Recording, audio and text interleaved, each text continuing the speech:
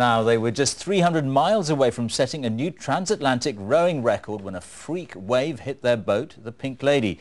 Now, Mark Stubbs, Peter Bray, John Wills and Jonathan Gornall are back on dry land. Here's their dramatic story in their own words.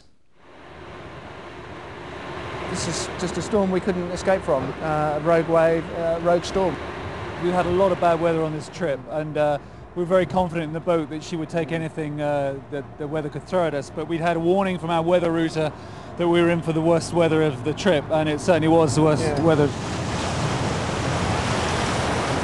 Pete was in the cabin at one stage, and I was trying to talk to him through a piece of a hatchway, and we couldn't talk to one another. It was that loud.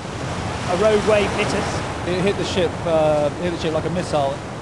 The boat was turned violently, and we were thrown around. Just remember hearing this explosion, and then the crushing feeling, and then just swimming, fighting for our lives. The first sensation was being crushed, because what had happened, as we later learned, was the whole roof had smashed down with the weight of this wave, and he and I were crushed. We were underwater, and that's all I remember, just holding my breath and fighting to find the surface. We then had to get out the cabin as quickly as we possibly could. So that was, for me, the most frightening part, was to actually open a hatchway door, fill that compartment with water, and then go out into the violent seas.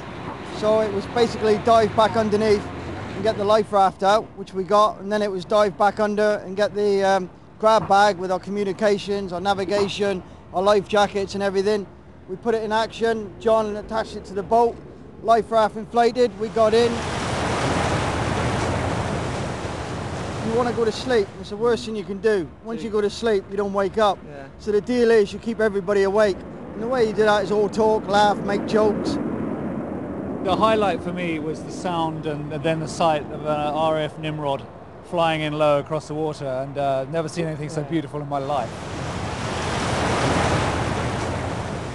I can't accept failure, and for me it's unfinished business.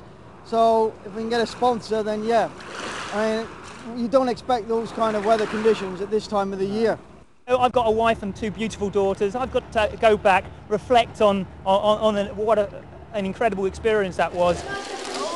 I've got too much to lose, you know. From love comes courage, and every stroke of the way they were with me, you know. So I got in the life raft, and I'm just waiting for this moment to go home and spend the rest of the summer holidays cuddling them. The rowers' dramatic story in their own words.